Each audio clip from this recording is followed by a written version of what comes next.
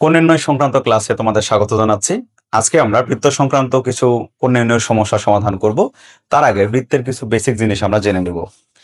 এই যে আমার সামনে বৃত্তটা দেখতে পাচ্ছ, বৃত্তের কেন্দ্র এটা, আর এটাকে বলা হয় ব্যাসার্ধ।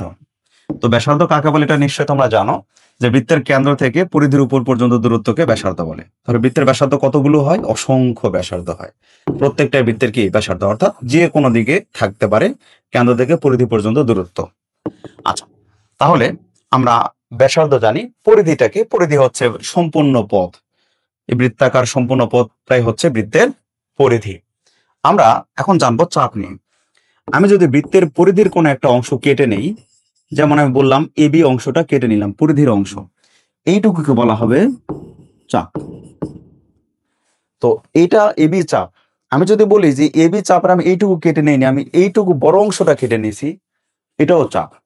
কিন্তু ছোট বড়র কারণে একটা আলাদা নাম থাকতে পারে, সেটা আমরা ডিটেল জানবো। আমি সি নিলাম, এসি চাপ, ডি নিলাম, এই বিডি চাপ। তাহলে চাপ এখানে কতগুলো? এসি চাপ, এবি চাপ, এডি এই পুরো অংশটা চাপ, আবার সিডি পুরো অংশ চাপ। আবার এইদিকে যদি আমি নেই, এটার নাম দিলাম হচ্ছে সিইডি, এটাও একটা চাপ। চাপের দুইটা ধরন আছে। দেখো, আমরা এর আগে আমরা জানবো অর্ধবৃত্ত কি। টোটাল বৃত্তটাকে দুই ভাগে ভাগ করা হলো। এটা যতটুকু আছে আমি একটু মার্ক করে দেই, এটা বৃত্তের অর্ধেকের পাশে, অর্ধেকের পাশে, এটুকুকে আমরা কি বলবো? অর্ধবৃত্ত। এটা হচ্ছে অর্ধবৃত্ত। এখন অর্ধবৃত্ত হলেও এই কোণটার মান কত? 180 ডিগ্রি, এটা তোমরা জানো, সরল কোণ। তাহলে অর্ধবৃত্তের উপরে যে ব্যাসের উপর যে কোণ তৈরি হয়েছে, কত কোণ? 180 ডিগ্রি বা সরল কোণ। এখন এটার থেকে আমরা একটু বুঝাবো তোমাদের, যে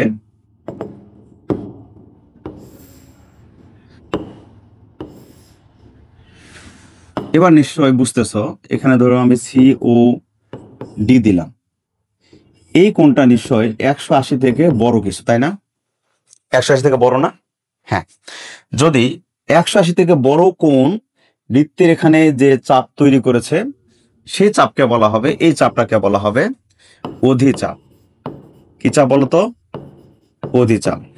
আর 180 থেকে ছোট এরকম কোন যে চাপ তৈরি করবে, সে চাপের নাম হচ্ছে উপচাপ। তাহলে টোটালি এই চাপটাকে বলা হবে উপচাপ। তাহলে আমরা দুইটা জিনিস জানলাম, যে বৃত্তের 180 ডিগ্রি থেকে ছোট কোণ যে চাপ তৈরি করবে, সেই চাপগুলোকে বলা হবে উপচাপ। আর 180 থেকে বড় কোণ যে চাপগুলো তৈরি করবে, সেই চাপগুলোকে বলা হবে অধিচাপ। তাহলে চাপ সবগুলোই, এটাও চাপ, এটাও চাপ, বড় এইটাও চাপ, কিন্তু নাম হচ্ছে দুইটা, উপচাপ আর অধিচাপ। এটা বৃত্ত, আর এটা হচ্ছে কেন্দ্র, কেন্দ্রের নাম দিলাম ও। এই যে অর্ধবৃত্তস্থ কোণ, আমরা বৃত্তকে ঠিক অর্ধেক বা দুই ভাগে ভাগ করলে এটা হচ্ছে বৃত্তের অর্ধেক, এটা হচ্ছে অর্ধেক।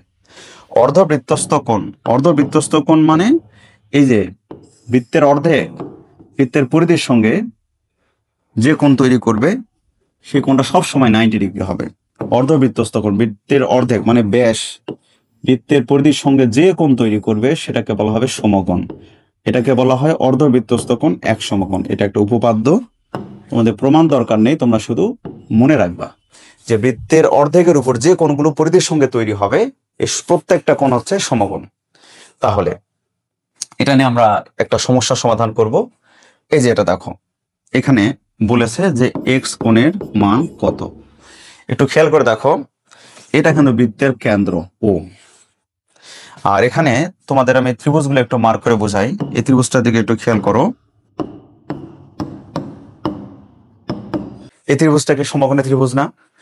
এই যে বিডি হচ্ছে, ধরো এটা আমি সমকোণী কেন বললাম?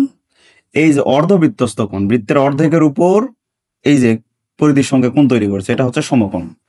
এটা যদি সমকোণ হয়, বাকি দুটা মিলে কত হবে? সমকোণ। আবার ধর, এই যে বৃত্ত, এটাও ব্যাসার্ধ, এটাও ব্যাসার্ধ, অর্থাৎ এ ও আর বিও দুইটা সমান। কেন? দুটো একই বৃত্তের ব্যাসার্ধ। তার মানে এই বাহু এই বাহু সমান। তার মানে এই দুইটা বাহু যদি সমান হয়, এই দুটা কোণও কি হবে? সমান। মানে সমদ্বিবাহু ত্রিভুজের ভূমি সংলগ্ন দুইটি কোণ সমান। তাহলে এটা 105 হলে এটা কত হবে? 105। বাকি দুইটা মিলে কত হবে? তাহলে 180 থেকে 105 বাদ দিলে 75। 75 যদি হয় এই দুটা কোণ হবে 75-এর অর্ধেক। কত করে? 37.5। এটা হচ্ছে 37.5। এখন এটা 105 হলে এটা 105 হচ্ছে বিপরীত কোণ, তাই সমান। আর এটা 105 হলে দুটা মিলে কত হবে? দুটা মিলে হবে 75। 75 যদি হয় তাহলে দুটা কোণ হচ্ছে 37.5, 37.5। এখন এই ত্রিভুজের 3 কোণ হয়েছে। এখন আমার যে রং করা আছে যে ত্রিভুজটা, এটা যেহেতু সমকোণী ত্রিভুজ, এটা 90 ডিগ্রি, বাকি দুইটা মিলে কত হবে? 90। তাহলে এটা 30, এটা হচ্ছে 37.5 যোগ x সমান সমান কত হবে? 90। অথবা আরো সহজ করে বলা যেত, এটা 90 মানে এটা 60। তাহলে এই যে 60 থেকে 37.5 বাদ দিলে x কোণটা চলে আসতেছে, বা এটা করলেও হচ্ছে 90 মাইনাস 30 আর 30 হচ্ছে 67.5। কত আসবে? আসবে হচ্ছে 70/22.5। এটা হচ্ছে x কোণের পরিমাণ। আমরা অর্ধবৃত্তস্থ কোণ, এক সমকোণ, এই বেসিক থেকে কিন্তু এটা আমরা সমাধান করতে পেরেছি। চলো পরবর্তী সমস্যায় যাই। এটাও কিছুটা ওই রকম, বাট দরকার হচ্ছে না। এক্ষেত্রে আমরা জানবো বৃত্তের ব্যাসার্ধ। এটা হচ্ছে কি? বৃত্তের ব্যাসার্ধ। এটাও বৃত্তের ব্যাসার্ধ, এটাও বৃত্তের ব্যাসার্ধ। তাহলে এই দুটো যদি বৃত্তের ব্যাসার্ধ, বাহু দুটো কি সমান? সমান যদি হয় এই দুটা কোণ কি হবে? সমান। এটা যদি x+2 হয় এটাও কি হবে? x+2। এটা যদি 75 হয় এটা কত হবে? 105। 105। তাহলে ত্রিভুজের 3 কোণের সমষ্টি কত হবে? 180। অর্থাৎ 105 x+2 x+2 is equal to 180। 2x + 4 is equal to 180 105। 2x is equal to 180 থেকে 5 বাদ দিলে হচ্ছে 75, থেকে 4 বাদ, twice x is equal to 71, x is equal to 35.5 degree. যদি x এর মান বের করতে বলে সেক্ষেত্রে, আর যদি কোনো কোণ বলে, ধরো এ কোণের মান চাইলো, এ কোণের মান কত, তাহলে x এর মান হচ্ছে কত ছিল? 35.5 থেকে 2 যোগ, তাহলে 37.5 ডিগ্রি। এবার আসো নতুন একটা সমস্যা। এবিসি একটা ত্রিভুজ দেওয়া আছে, এ কোণ 40, আর কোনো কোণ দেওয়া নাই, তবে এখানের বাইরে যে কোণটা এটা হচ্ছে সমকোণ, সেটা দেওয়া আছে। তো আমরা এটা কিভাবে করব তার ক্লু অপশন দেওয়া আছে। আচ্ছা, আমরা ইকুয়েশন এখান থেকে তৈরি করি। x কোণ y কোণ 18:17। অনুপাত মানে তো আমরা জানি ভগ্নাংশ, তাহলে এটাও ভগ্নাংশ 18/17। ঠিক আছে। এখন x কোণ ইজ ইকুয়াল টু, আমাদের লাগবে আসলে x কোণ না, আমাদের লাগবে হচ্ছে y কোণটা। কেন? x কোণের মান আমরা জানি কত? 90 ডিগ্রি। y এর মানটা জানি না। তাহলে আর যদি গুণ করি 17, y x কোণ 17 18, x কোণ হচ্ছে 90 17 18। আমরা জানি 18 90-র মধ্যে যায় 5 বার, এই যে 85। অতএব y কোণ ইজ ইকুয়াল টু 85। কিভাবে হলো? এই জাস্ট যে ইকুয়েশন দেওয়া ছিল, অনুপাত মানে ভগ্নাংশ লিখলাম, আর গুণ করে আমি y এর মান কেন বের করতে গেলাম? রিজন হচ্ছে x এর মানটা দেওয়া না থাকলে আমরা জানি যে সমকোণ মানে 90 ডিগ্রি, মানে দেওয়া আছে। y এর মানটা তাহলে বের হলো কত? 85। এখন যদি z এর মান বের করতে বলে, y এর মান যদি 85 হয়, z এর মান বের করা যাবে না? এটা করলে কত হয়? 40 125। 125 বলতে 180 থেকে এই দুটা বাদ, অর্থাৎ 85 আর 40। 180 থেকে বাদ যাচ্ছে কত? 125। কত থাকতেছে? 100 থেকে 25 বাদ দিলে থাকবে হচ্ছে 55। তো এই ছিল এটা। পরবর্তী সমস্যা, এই যে আমাদের অর্ধবৃত্তস্থ কোণ সংক্রান্ত আরেকটি সমস্যা আমরা পেয়েছি। দেখো, এখানে বৃত্তের কেন্দ্র দেখতে পাচ্ছি, তার মানে এবি একটা ব্যাস। তাহলে বৃত্তের ব্যাস বা অর্ধবৃত্তস্থ কোণ কি হয়? সমকোণ হয়। এটা 90 ডিগ্রি, দুটা মিলে কত হবে? 90। তাহলে x - 10 + x + 20 is equal to হবে 90। Twice x is equal to 20 থেকে 10 বাদ দিলে 10 হয়, ওটা এদিকে গেলে 80 হবে, এক্স ইজ ইকাল টু আসবে 40। এর অ্যান্সার হচ্ছে 40 ডিগ্রি। পরবর্তী সমস্যা, এটা অবশ্য আরেকটা বেসিক জিনিস, এটা তোমাদের মনে রাখতে হবে। বৃত্তের ভিতরে যদি কোনো চতুর্ভুজ অঙ্কিত থাকে, মনে রাখবা বৃত্তের ভিতরে বা বৃত্তের অন্তর্লিখিত চতুর্ভুজে বিপরীত দুই কোণের সমষ্টি 180 ডিগ্রি বা 2 সমকোণ বা এক সরল কোণ। মনে রাখো, বৃত্তে অন্তর্লিখিত চতুর্ভুজ বলতে কি বোঝায় এটা একটু বোঝো। বৃত্তের মধ্যে একটা চতুর্ভুজ আছে, আচ্ছা আমি হাত দিয়ে এঁকে দেই,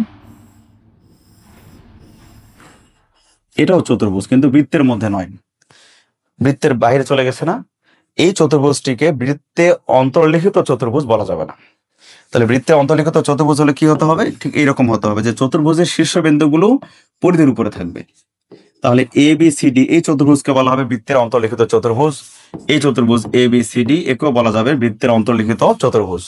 তাহলে বৈশিষ্ট্য কি, বৃত্তের অন্তর্লিখিত চতুর্ভুজের বিপরীত দুই কোণের সমষ্টি সর্বদা 2 সমকোণ। অর্থাৎ আমি যদি বলি এখানে এ কোণ আর সি কোণ এই দুই কোণ মিলে হবে কত, 180। আবার বি কোণ আর হচ্ছে ডি কোণ এই দুটা কোণ মিলেও কত হবে, 180। সবসময় বিপরীত দুই কোণ, এই দুটা মিলে 180, এই দুটা মিলে 180, আবার এই দুটা মিলে 180, এই দুটা মিলে 180। এটা হচ্ছে এই বৃত্তের অন্তর্লিখিত চতুর্ভুজের বৈশিষ্ট্য।